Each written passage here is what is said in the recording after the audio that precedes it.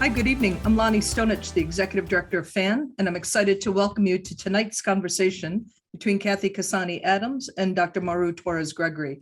Thanks for attending. FAN is a nonprofit organization that presents a high-quality speaker series offered free to the public on a wide variety of topics, including human development, mental health, education, and social justice, among others. We have over 175 videos of past events archived on our website and YouTube channel, so please be sure to explore. And now for introductions. Cathy Cassani Adams is a self-awareness educator focusing on parenting and the personal empowerment of women and young girls. For 10 years, Adams and her husband Todd have co-hosted the Zen Parenting Radio podcast, a top 10 kids and family podcast on iTunes, and they are creators of the Zen Parenting Conference held in Chicago. She is the author of The Self-Aware Parent, The Self-Aware Parent 2, and Living What You Want Your Kids to Learn, The Power of Self-Aware Parenting. She is a social worker, a former elementary school teacher from a family of educators, and a yoga teacher. She is a frequent guest on WGN Radio and has been featured in Parents Magazine, Newsweek, The Wall Street Journal, Chicago Tribune, Ebony, Crain Chicago Business, and Today's Chicago Woman. Maru Torres-Gregory, Dr. Maru, is a couples and family therapist and faculty member of the Marriage and Family Therapy Program at the Family Institute at Northwestern University. Dr. Maru has extensive experience working with couples, adults, young kids, young adults, adolescents, and families. In her practice, she assists clients struggling with individual and interpersonal issues arising from couple distress, self-confidence, perfectionism, body image, disordered eating, self-harm, cultural differences, and others. In addition to her clinical work, Dr. Maru has a passion for training future therapists. She has served as a clinical supervisor and teaching faculty in the Master of Science in Marriage and Family Therapy program for over a decade, where she also mentors postdoc fellows and clinical supervisors in training. What an excellent pairing of two thoughtful, experienced professionals. Now let's listen and learn. Thank you so much, Lani, and thank you, Cathy, for allowing me to be your partner tonight. I know you have a great partner in Todd in your podcast, so I hope, Todd, that you will forgive me for doing this instead of you tonight. So last week, my husband and my three sons were having dinner, and we were talking about what was happening for each one of us. And when it came to be my turn, I said, oh, next week I'm interviewing Cathy Cassani Adams, the author of Zen Parenting. And they all started laughing and said, Zen? You? No? And we laughed. And I think their question reflects maybe a misunderstanding or misconception that people could have about what Zen Parenting means. So I wanted to ask you, what Zen Parenting is, what it isn't, and when the idea of Zen Parenting came to you, because it didn't start with the book. You've had your podcast for a long, long time. Yeah. Well, thank you, Maru. I'm glad to be here. And thank you, Lonnie, for the introduction.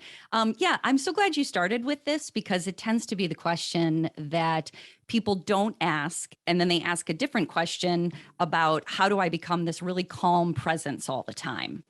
And there's this understanding that Zen means chill. That's what everyone believes.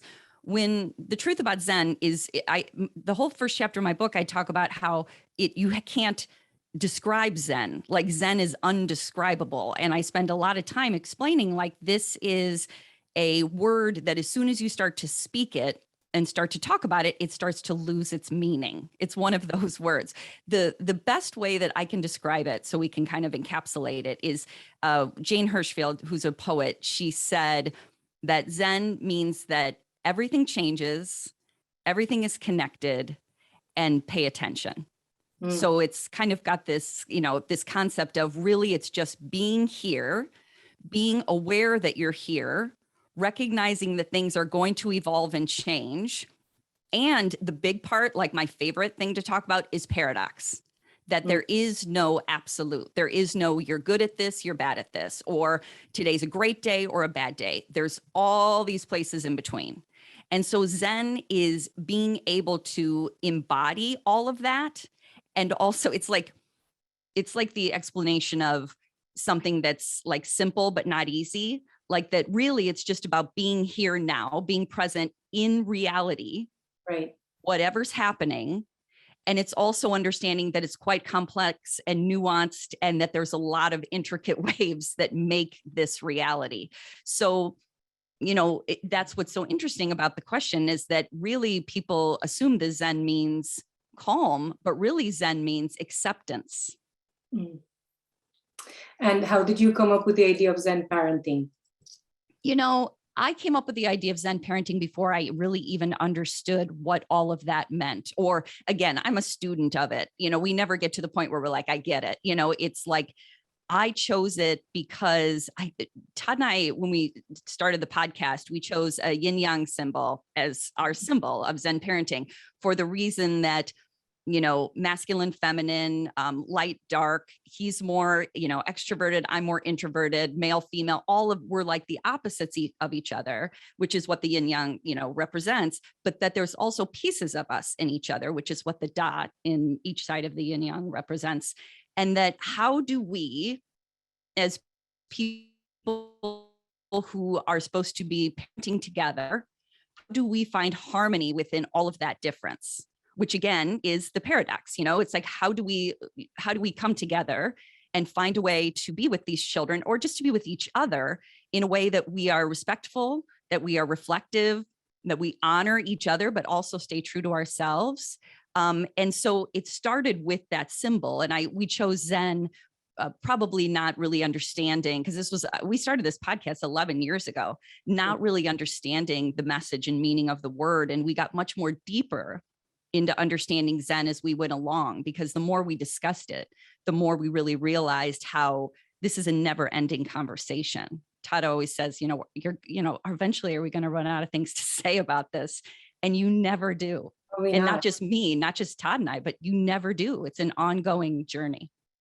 Well, thank for that, because it keeps us in business. Yes. Right? So the book is organized around the 7 chakras, which are, according to the book, because I'm new at this, which are energy centers in our bodies that point to 7 essential rights that we all have. Correct. The right to be, the right to feel, the right to act, the right to love and be loved, the right to speak and hear truth, the right to see, and the right to know. And then throughout the book, you talk about intentionality. Yeah. So I want to ask you what your intention was when you organized the ideas and the book around the chakras. My intention when I initially set out to write this book is, how do I talk about all the different aspects of parenting, or just self-awareness? Because, anybody who listens to our show or kind of has, taken a look at these ideas, yes, we're talking about parenting, but really we're talking about the inner life of the parent. So it's really more about self-awareness. It's really how we relate to ourselves and how we relate to what it means to be a parent. So it starts with us. And so I was trying to figure out a way to talk about all of these difficult concepts and make it accessible. How can people go through this in stages rather than feel inundated with a lot of new information?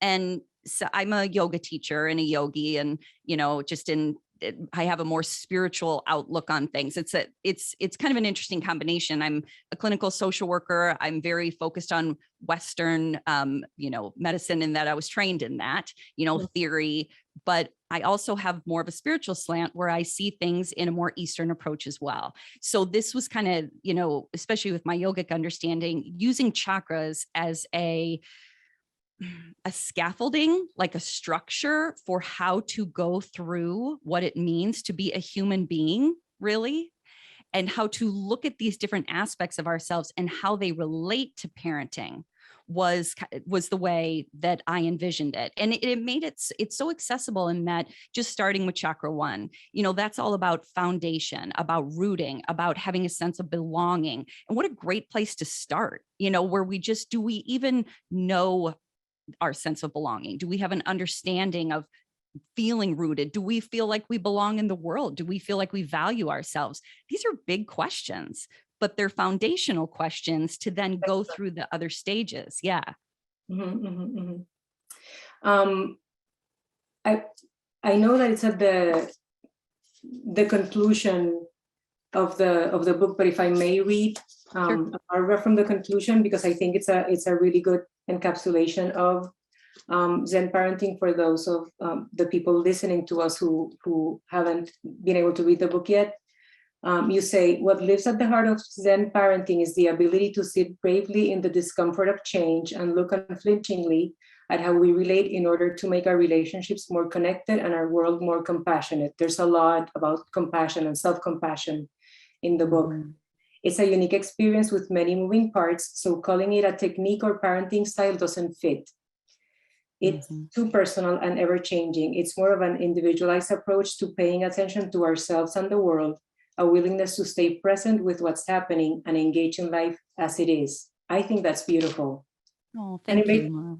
it may be surprising to people who are expecting to get a lot of techniques and how-tos from the, I mean, there are, because at the end of each chapter, you have recommendations for the parent and then for the kids. So can you talk a little bit more about that? Yeah, I think that something that I've noticed in my own practice, or just, in working with people, talking with people about these things over the years, is people want answers. On with my kid, tell me what to do about this. And they want they either want a type of parenting, they want a program, they want steps to follow. And this is very human. This is not anything that I criticize.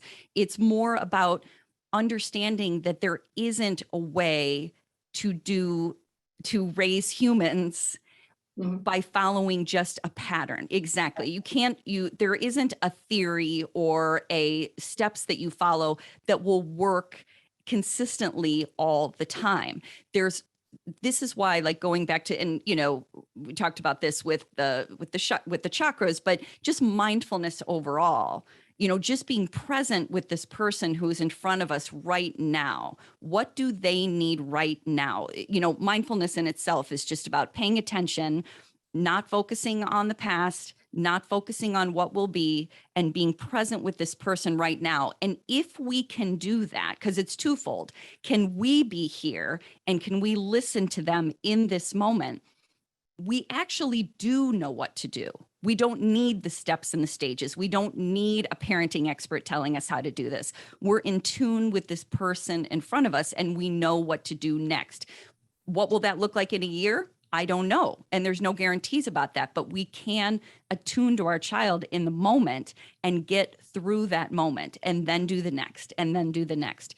And so this is just a process of having respect for now rather than memorizing something or wanting to call yourself something. I think you just read this, but as soon as we start saying, well, I'm a Zen parent, you've kind of missed the whole point, because being a Zen parent, if we want to talk about it in a broader term, is being present for what's happening right now, which is ever changing, unpredictable, and paradoxical. So there is no one way.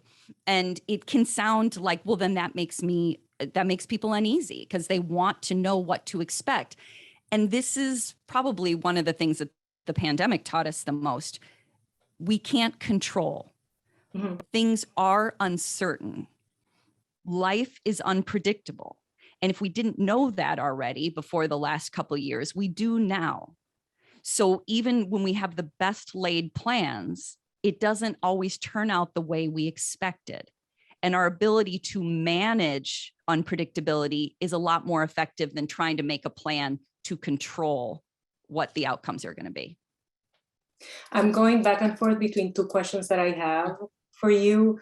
And I don't know if I should ask you about, because you brought up the pandemic now, about the pandemic or about doubt and fear in parenting, because, well, I'm going to go there first, because I think that a lot of us parents know how sacred the job of a parent is and the honor and privilege that comes with parenting, and we're afraid of making mistakes.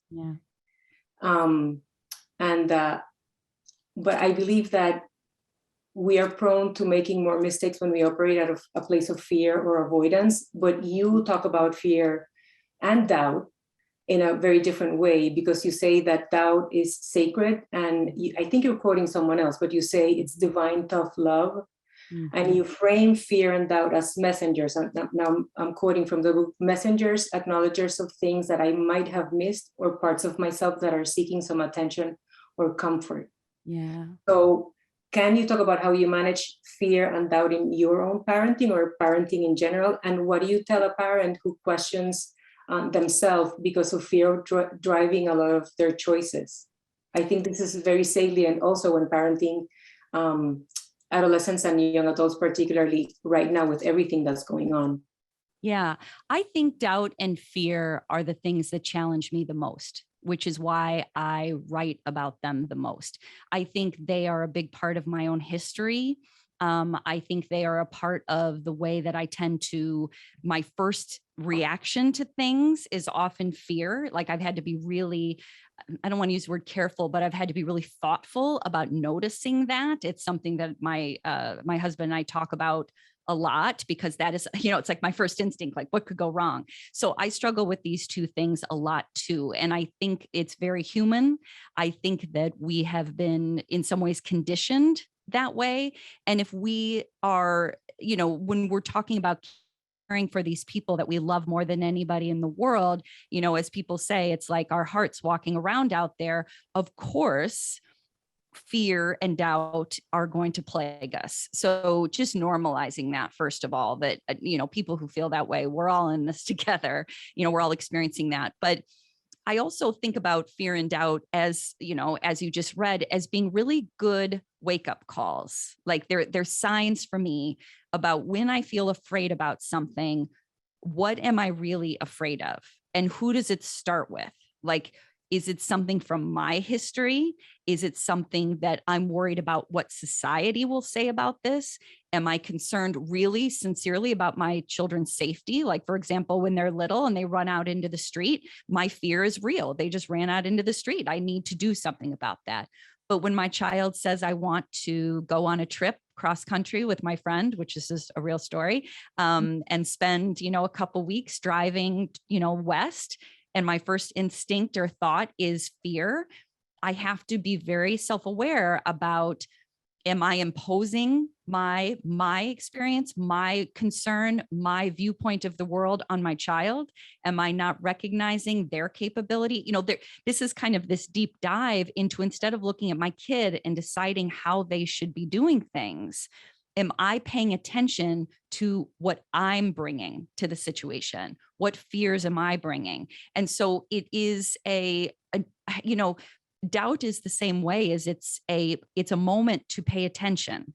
Okay, I'm doubting myself with what I'm doing right here. I feel, so I'm going to stop. Doubt doesn't always mean don't do it. And doubt doesn't always mean override it. It means consider. Take a moment. Yeah, take a moment and consider. I'm an external processor. I need to talk through something. And I often do that with my husband. My own therapist, my own friends, my own teachers, these are the things that I think are very healthy, having these conversations out loud about what is this about, because that process unravels it where you can see it. And that doubt may have been justified. Like, I don't think it's time for that. Like, doubt doesn't always mean it's about us and we need to get over it. Sometimes there's a message in there of, I'm not quite sure this child is ready for this, or it's not there. It can be a mixture of both. But I think what doubt and fear do is slow us down for a moment and allow us to make a thoughtful decision rather than a barreling through or just saying no with no answer, with no reason why. Sometimes we answer our children and they'll say why, and we haven't really, because I said so. We haven't really been consciously, deliberating why. We don't really have an answer. We're just afraid. So it's that in-between place. I think it's a great mindfulness exercise, fear and doubt. Yeah, it's like a cue. It is. It's a cue. Yeah, and usually when people see cues like that, they turn and question the other person as opposed to turning it inwardly and doing that exercise of self-awareness. And that's so important. Absolutely. There's a story that you, and things are getting fuzzy for me between the book and the replays from your Zen Parenting Summit. Yeah. Because I watched some of those and then I read the book too. but you talk about a story about you making very adult decisions when you were very young, and then how you responded when one of your oldest daughter, I'm assuming, turned that age. Yeah. And then your realization that I was a child when I made those adult decisions. I'm thinking about parents, and I'm not saying that your daughter did that. That's not part of your story. But what's your thoughts on how to handle seeing our children potentially making decisions that are hurting them and that are not consistent with the goals that they say, or that you're afraid that they're going to make the same mistakes that you made? Absolutely. At that age or around that age or younger? Well, and I'll speak to that first part that you said about how parenting is like the hugest wake-up call, in that sometimes when we look at our history, we think about ourselves as being really mature when we did certain things. We'll be like, oh yeah, it was so great. I made these great choices. And I came from a small town. Things started early. There were some choices that were being made when I was 12, 13, 14 that once I saw what 12 looked like in my own daughter, I could not believe that I had picked up a cigarette at that time or had a drink at that time. It just was the hugest wake up call to me about how young I actually was. And my mind had somehow told me I was mature enough for all of this. And I had kind of kept that into adulthood. So it really woke me up. And it's kind of twofold. It made me realize how young I was, but also made me realize how young she still was. But I also had to keep in mind how old I thought I was at that age. And why that's important is because when our kids are coming to us in that adolescent time and asking for more freedom or asking for the ability to do something that's new, they really do feel like they can manage it. They really do feel like it's something they want to stretch and do. And in no way am I saying because of my history, they shouldn't. I remember my own mother saying to me at one time, she's like, I knew that you were ready to do something when you told me you were going to do it versus begged me to do it. She's like, when you would beg me to do it, I would think to myself, she's looking for a little permission here. But when I would come and say, Mom, I'm going to be riding my bike downtown with friends and we're going to be back at 9:00. She's like, there was something about the way that you would ask for it that I realized you were ready to stretch. And this is also different for every kid. Like, I have 3 daughters. They're all very different. They asked for things at different times.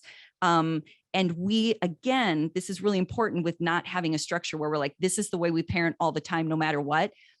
This kid may be ready for something before their sibling was, or vice versa. We need to have a sense of tuning in to where this child is, what their needs are, what they require to grow. We've got to let them expand. We've got to let them try some new things, allow for that space. But that can be really hard if we have a history of making mistakes or, do we even want to call it that, of having challenges we had to get through. Sometimes we just want to protect them from all of that. But the truth is, how much did we learn from those experiences? How much did we learn from the challenges that we had about resilience and about things we didn't want to do again? So, our children learn from pain as much as they learned from joy. Last week, there was a fun conversation with Dan Pink about his book, The Power of Regret. And during the conversation, he spoke about, in the context of how people avoid try to avoid regret, that that's related to how we're not taught to deal with difficult emotions. Right. Yeah, and you say in the book that when it comes to parenting, and I'm paraphrasing you, that this can grow out of our own discomfort dealing with our own pain, because we weren't taught how to deal with our own pain.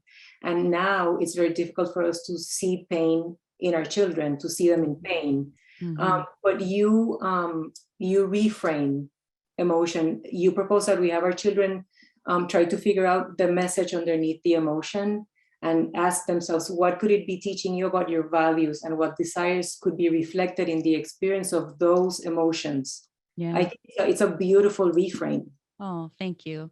Thank you. And I just feel like, I don't know if it's generational. It tends to be with the people that I'm talking to who are around our age, that we just really weren't given permission to talk about our feelings. We weren't given the language for feelings. There wasn't a lot of social emotional learning going on yet.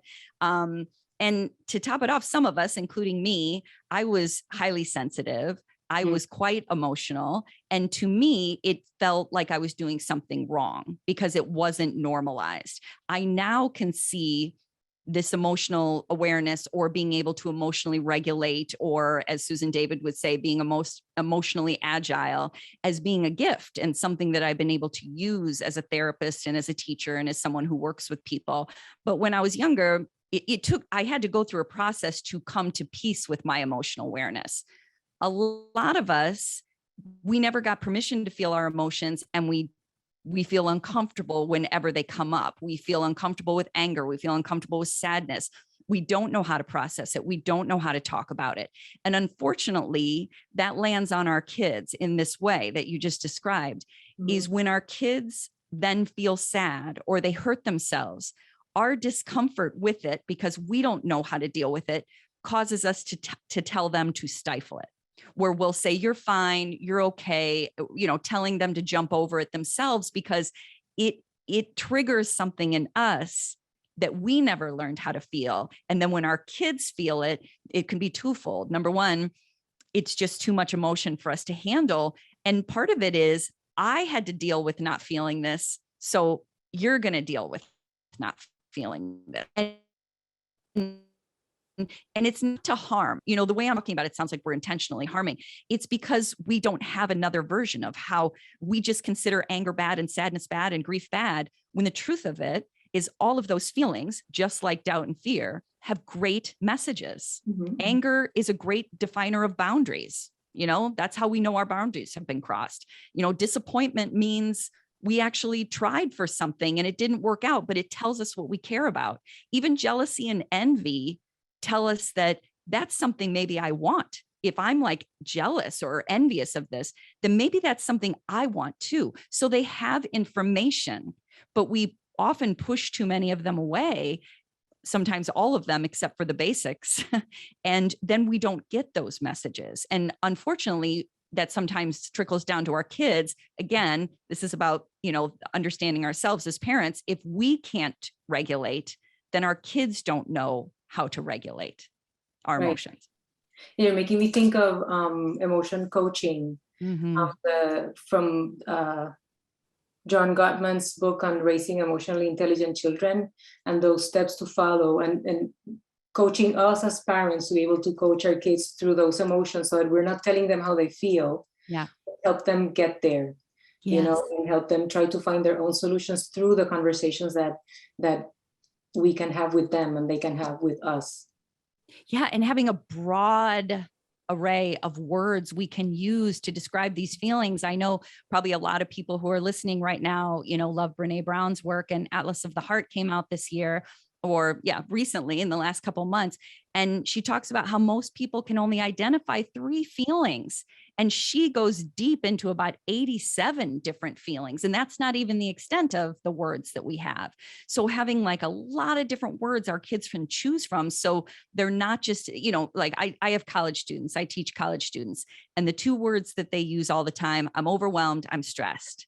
And my work with them is always to take that apart and say, what does that really mean? What does overwhelm mean for you? Does it mean that you're feeling afraid of this test? Does it mean that you are feeling sad because you don't have time? Is it, and really kind of, because you can't do anything about the big word overwhelmed, but you can do something about being afraid. Like we can really talk about, is that necessary? Or how do we deal with that fear? And then that will decrease the overwhelm, or what we call stress. They're pretty much the 2 most overused words, and not just with college students, with adults, with our kids. Like we just use them as catch-alls, which basically means I feel uncomfortable.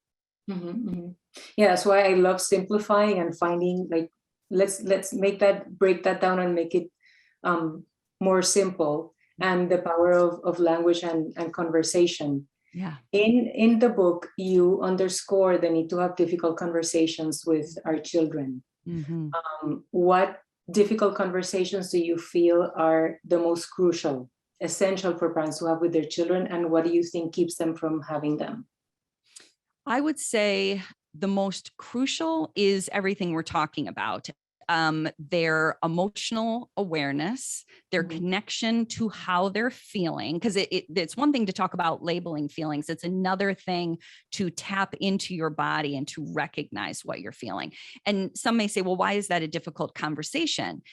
It's difficult because if we haven't done that, that's a difficult thing to explain and to share with our kids, to help them kind of figure out what does having a stomach ache about something mean? What does like feeling pain in the heart mean? What does like feeling hunched over, paying attention to what our body language is telling us. And I also, Maru, in the book, I talk a lot about anything that feels undiscussable is probably the most important discussion. And that's going to be different for every family. Sometimes politics feel undiscussable, like we're not going to touch this, we're not going to discuss this, but that doesn't keep our kids from having to deal with it. It just keeps them from not being as maybe educated or aware of what they should know as they go out into the world. I do a whole section about discussing race and discussing inequality and discussing sex education. They each have their own, places we could go down and get really deep into this discussion. But the very first one that I list is dignity, as far as first understanding dignity. And Rosalind Wiseman, who's a friend of ours, she wrote, she actually has a organization called Cultures of Dignity. And what she does is she differentiates between the word respect and dignity. Respect is something that's earned because of your behavior, the way that you're showing up in the world, your integrity that people notice. Dignity is inherent to all human beings. Everybody has inherent dignity. So we treat ourselves in a dignified manner. We treat others in a dignified manner. Doesn't mean that you need to invite these people over to dinner. Doesn't mean that you need to be friends with them. Again, respect is different than dignity, but dignity is how we keep from dehumanizing people, because that's where we really get into trouble. When we start having they, you got it. When we start making us a separate and they are like this and they are like this, and you can see how dignity is involved in every single difficult discussion, because we can have disagreement and we may not be on the same page about everything, but dehumanizing people or saying that they're less than us or we're better than others is where things get really messy. So having those discussions is vital.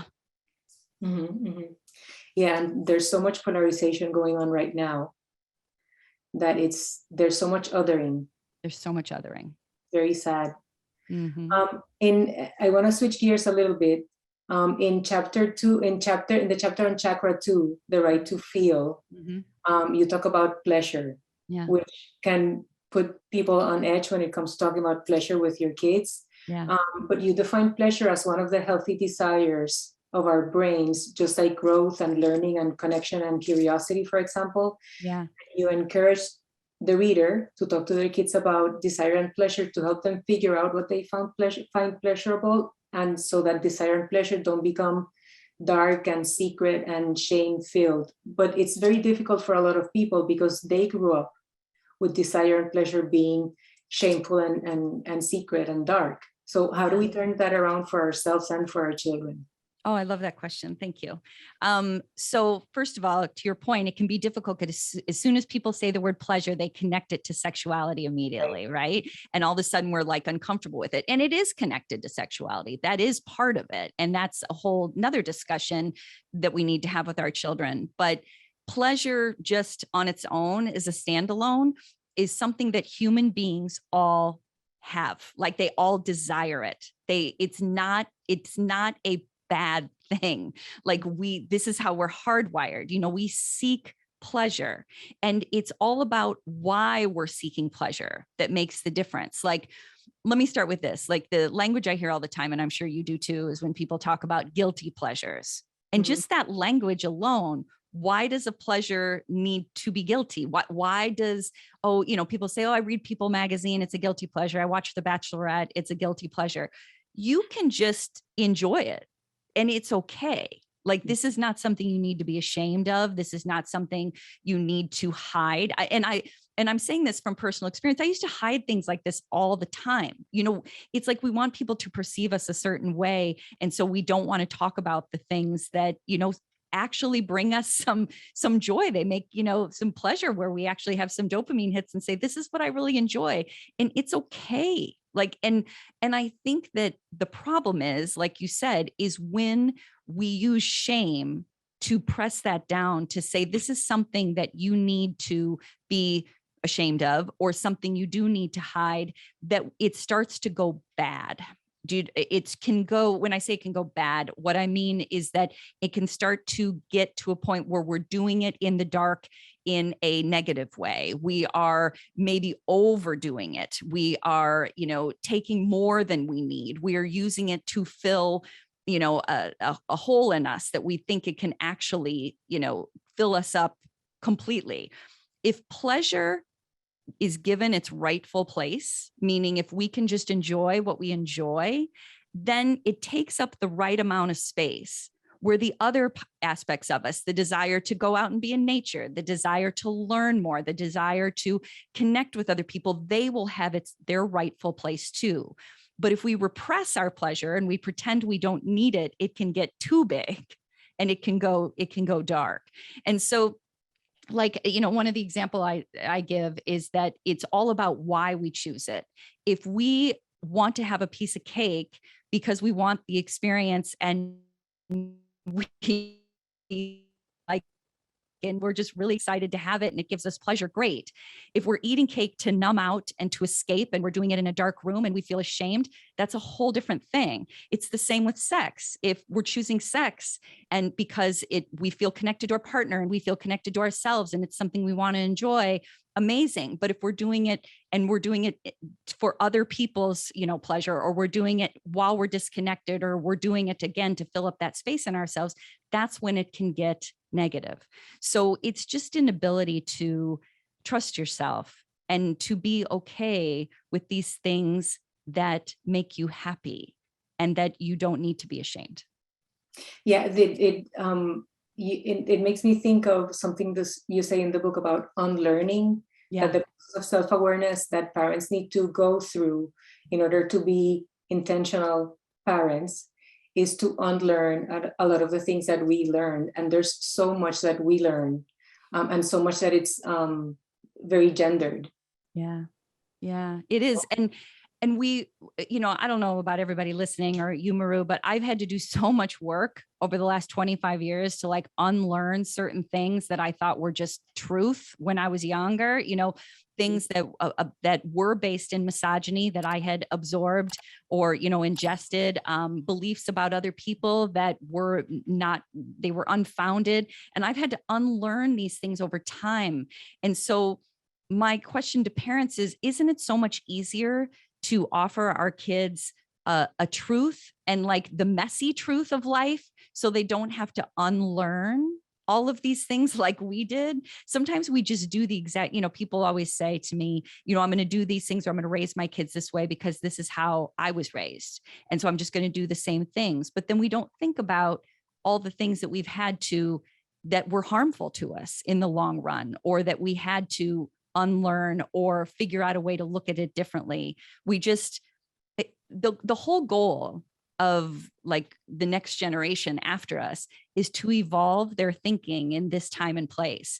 And I feel like when we're creating our own family, we want to take with us the things that were helpful and the things that were meaningful, but it's also okay to leave behind some things that weren't helpful, or things that we're in a different time and space. We've evolved beyond it. And I hope my kids do the same thing. I don't expect them to parent exactly the same way I did. I expect them to take what worked and to let go of what didn't. And I'm sorry, I was going to say that's hard for people who feel that they have great parents, they have great parents, and they're so grateful for what the parents did. So there's this conflict of loyalty. But even if we had great parents, we find ourselves doing things, like you said, doing things differently. But I can see how some people could say, no, I had great parents. And I can be disloyal to them by trying to do all this self-awareness work and look into my upbringing, because I would be dishonoring my parents, my siblings, my culture, and not doing it. I think that I too think that loyalty keeps a lot of people in this pseudo functioning type of place their whole lives. So how do we honor both? Like the good times and the good parts of our upbringings, but the things that they could have done better and we could do better now. How do you honor both and balance both? Exactly. Just like you described, like looking back at our history and the way we're raised, the intention is not to throw our parents under the bus and to be angry at them in this time and space for what we didn't get. There is an honoring of then the way things were then. This is what they could offer. This is what they knew. This is maybe what I did get that was really helpful. And this is what was lacking. And there is nothing dishonoring to recognize what you need now, what you need for yourself, what you understand. And it doesn't mean we have to go back and blame our parents. It means this is what self-awareness is. We recognize it. We see it. We don't go back and look for an apology for it. We just reflect on it. It's almost the most honoring thing we can do. What would our parents want for us? I ask this question all the time to parents now, is what do I want for my children? I want them to feel good about who they are. I want them to live a joy-filled life. I want them to feel content in their choices. The only way for us to do that is for us to honor what we need now, maybe possibly what we didn't get then, but what we're willing to give to ourselves now. It's just awareness, not a disconnecting from. It's you take with you what worked and you leave behind what didn't. And as I said, going forward, I hope my kids do the exact same thing. And it does get messy.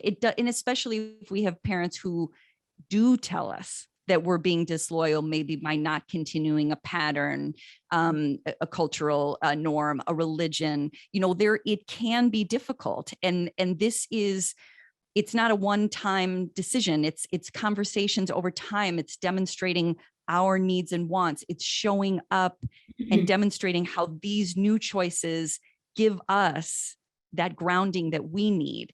And we also have to realize that sometimes they won't fully understand, and that's okay too. This is the messy middle. This is the paradox of living our lives. And the hope is that everybody respects that and understands that, but I can't always promise that that's the case. Yeah, I think that one of the main takeaways from the book for me, other than parenting is a self-awareness journey, the importance of self-compassion, and that our children they thrive when they feel seen, understood, and that they belong, is the importance of allowing our children to be their own individual. Absolutely. To be who they want to be, and not just having us impose our vision of what being is on them. But that makes me, you mentioned culture, and I was thinking of culture and individuation. And recently I had a conversation with one of my sons about rules versus culture. And because sometimes what my husband and I think are cultural values that we want to pass on to our children, and we want to uphold and live our lives like at home by, they see as rules. Yeah. So what do you think of the intersection of culture and rules, and how do you distinguish between the two, and how do you honor both? Because I think that the differences between kids and their parents are not just generational. Yeah. It's culture. We're living in a different culture, and for people like my husband and myself, and many of the people who may be watching, we're raising our children in a very different culture than the culture we grew up in. So what are your thoughts on that intersection? Yeah, as you were just telling that story, I was thinking about it, and this is not about culture per se, but it's connected. That I was thinking about a girlfriend of mine who has a son who, when he was very, very young, he took to the guitar. And his dad was a musician. He comes from a family of musicians, and he was really good at guitar when he was really little. And as he got older, he had years where he pushed the guitar away and was done and did other things like video games or did sports.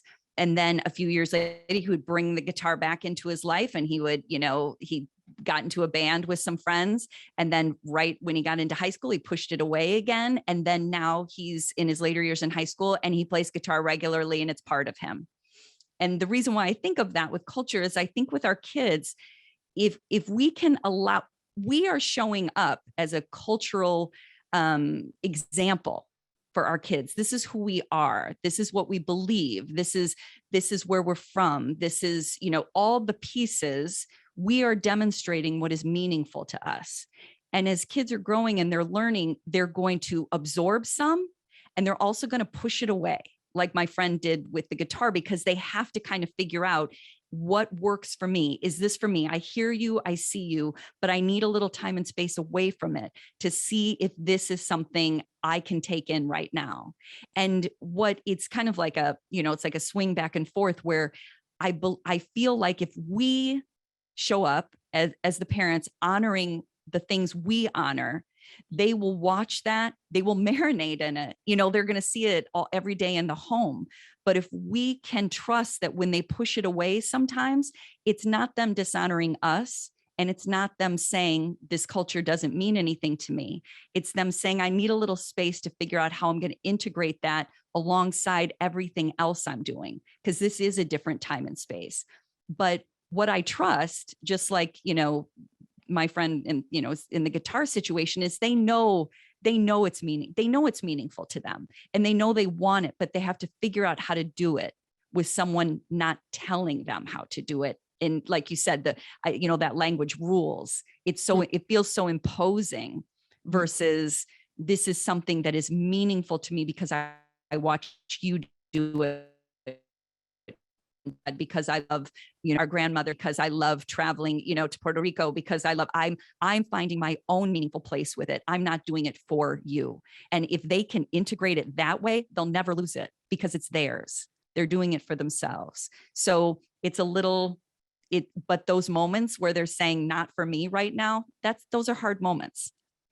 And I think we all have them, if it's with culture, if it's with, like I said, I talk to a lot of parents that it's like this with religion, if it's just norms in our home, and our children are having different experiences, it can be difficult when we're different, but it's okay that we're different. And if we allow them to integrate what we're offering, but also honor who they are and what they're experiencing, it makes for a nice combination where there's an intrinsic, a sense of integrity about what they believe rather than doing it for other people. Yeah. I think of parenting as a marathon, not a sprint. I mean, there's sprints in there too. But a lot of the work that we do right now, we won't see the benefits or the end result. We won't see them for many, many, many years, but that takes a lot of patience. It does. And a lot of faith, and it's hard. I want to go back to the pandemic, and when you talk about the pandemic in the book, you talk about it you're talking about interconnectivity in that chapter, and you say that the pandemic underscored the human connectivity crisis. I wanted to ask you, how did writing and publishing the book during the pandemic and a time of so much pain and polarization in the country change or impact your understanding of what Zen parenting is? And what are some lessons from the pandemic on Zen parenting? Yeah, I was in the middle of writing this book when the pandemic hit. I was still, working on the chakras, working on introduction. And so it shifted everything I was writing. The realization, first of all, just the subtitle became so true, uncertainty and unpredictability in our lives, right? It became like, this is exactly what I'm talking about. I before was talking about things like your kid doesn't get into this certain school, or they're not getting these grades, or they decide not to do soccer. And then all of a sudden we have a global pandemic where it's like, okay, this is unpredictability, where one day we had, a full calendar, and then the next day we had nothing to do. And how are we going to deal with this? The thing that I changed was the introduction about all of these issues that some of them we've touched on. It's where I started focusing on dignity and inequality and discussing race, sex education, sex and gender, sexuality and gender norms, in discussing mental well-being. Mental wellness is how I state it, mental illness, mental wellness. And that what I recognized is if we don't talk about these big issues that are affecting our globe, that are affecting us in our communities, in our states, in our nation, and across the world, the way we look at each other, the way we relate to each other. Because I remember it was in July that I was writing that section, and we were in the middle of all the racial protests. It was the height of the pandemic. Nobody knew who to trust. I think there's still a lot of that going on. And I realized how this is a communication breakdown. This is not recognizing how we affect other people breakdown. We want to stay just like, I'm going to make my choices and keep this within my own home, and I'm going to do all these things, and it's going to keep me safe. But what we realize is that we're all in this together.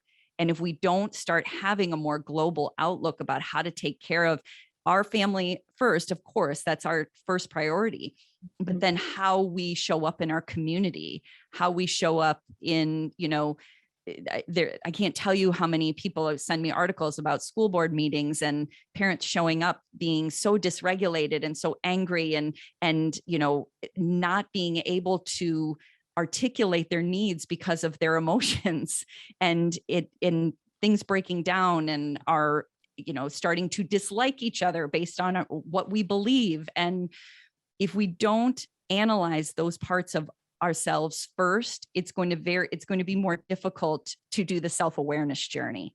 We have to break down, or at least, if not break down, we have to at least become aware of how we treat other people, how we see other people, how we recognize how we're connected or not connected to other people. We at least have to be aware of it and conscious. It doesn't mean we're going to solve it all.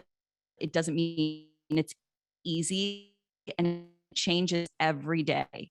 But I added that whole introduction because of the pandemic. I realized that things are getting bigger. Our understanding of how to take care of ourselves is becoming more global. Mm-hmm, mm-hmm. We only have a couple of minutes before Lonnie's gonna jump in. So there's a few quotes from the book that I want to read, if that's okay with you, and maybe get some Absolutely. thoughts. I love one where you say, give yourself permission to be imperfect and show up as yourself as a parent. And I thought, well, and you model that for your kids too. We live in a society where kids are, competing and comparing themselves, and striving for perfection all the time. And they just don't appreciate creativity and just being for what it is. Yeah. Yeah. So I loved that one. Give yourself permission to be imperfect and show up as yourself as a parent. Yeah. You say, worry less about comparison, because creativity is the act of cultivating meaning. Our ability to let go of comparison is our most necessary and self-compassionate act. Mm-hmm. Talk about, like, that is probably the comparison thing that, again, it's so natural. We've been trained in that way. But talk about not being self-aware, because if your whole intention is about, do I have what everybody else has, or do I look the way these people look, or am I, experiencing what these people are experiencing, that is completely external. There isn't a monitoring, what do I need? What feels right to me? It literally is living your life based on what's happening around you, instead of what's going on inside of you. So the big shift and it doesn't mean, comparison still comes up. It's part of our imperfection that you were just talking about. We do it. But our ability to say, what I need, like the way that we find peace, the way that we find a sense of joy is inner alignment, feeling in tune with ourselves. If we're trying to keep up with the Joneses or be what everybody else is being, it's a bottomless pit. We never get there. It's a constant cycle. So it's all about internal and being connected to what we feel is most important. Mm-hmm. And there's Lonnie. Hi, Lonnie. Here I am. Hi. Maru, thank you so much for such a thoughtful and observant read of Cathy's book. I'm sure she's happy to have had you as a conversation partner. No surprise to us, of course, you've done such great work with fans, so we're very grateful to you. Cathy, great content. I know people will find great value in in the book itself and everything that you have in there. It was a great exchange between the two of you. I want to remind everyone that we're going to be doing an after hours with both Maru and Cathy. It'll begin at 8:05. They have a 5-minute break once we close down at 8 o'clock. You'll be able to come on. You can ask your own questions. You can unmute yourself. It's a very lively and interactive, engaging experience. So buy a copy of Cathy's book from our bookseller, The Bookstall, and you'll get a link to register. We have a question in the Q&A from Marjorie. She says, so much of mindfulness seems to be about accepting what is, especially accepting that which we cannot control.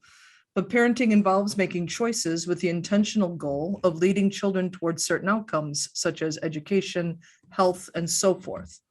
That seems like exerting control. How do you manage the paradox of control, no control around raising children? Great question. It's the both and, isn't it? It's that both things are happening at once. Like, I really like the word intention or goal. You know what you want to get to, but the truth is all you can do is right now. All you can do is have this conversation in this moment. You can't do tomorrow. You can have that be your shining light, your North Star, but all you're doing is now, and connecting with your kid and having an understanding of where they are now is the most valuable thing. It'll get you there. It's just steps. And then I think we can probably squeeze in Pauline's question too. She just popped it in the Q&A, so let's go with it. She says, I really appreciated Maru's question regarding culture. For families who cross cultures, straddling cultures is a very real challenge and very real and extraordinary resource, both. My parents, for example, exposed me and immersed me in the cultures of their hometowns. Now, as an adult, I so appreciate their efforts. If I hadn't been driven to Mandarin school, despite my protests, I wouldn't have access now to that cultural tie going back generations to grandparents and great-grandparents. My question is, in regard to cultural ties and generational ties, to what extent do we make choices for our children that they, in their present stage, have no interest and even actively have no interest? Mm-hmm, mm-hmm. Well, it's, she's talking about Mandarin school, and those are like big experiences where that is where your child would be all the time. That's a big choice, but it's the same experience of introducing your kids to these things, demonstrating why these things are important to you, exposing them to these things, if it be by what's in your home or the movies you go to or the books that you share. And it exposing them and introducing them is very different than forcing them to go somewhere or travel somewhere because you had to. And it may have the exact same effect. Oftentimes we think the only way I learned this was this way, so I have to do the exact same thing. You might be surprised that your kids have the same connection, but through a different means. Maru, did you want to add any shading on that at all? I was going to say basically the same thing, exposure. We can expose them to experiences and hope that they will embrace them. It makes me think of, I had this wonderful therapist when I lived in Florida, and she would say that we can have wishes and hopes for our children, but then it's up to them. And it's hard when you so desperately want something for your child, but in the end, we cannot force them. And that's a hard truth to learn as a parent. Okay, Cathy, we'll leave you with the final word. Anything that you'd like to close out before we close the Zoom? Just that I'm grateful to have Maru as my discussion partner. I loved your questions. Thank you so much. You took me to some places people have not before with this book. So thank you. Thank you so much. And I'm just so grateful to be here and to everybody who came and listened. So Lonnie, thank you for inviting me. Oh, it's our pleasure. It's an honor. Thank you so much. And in 5 minutes, we're going to continue the conversation. So thanks everyone for coming.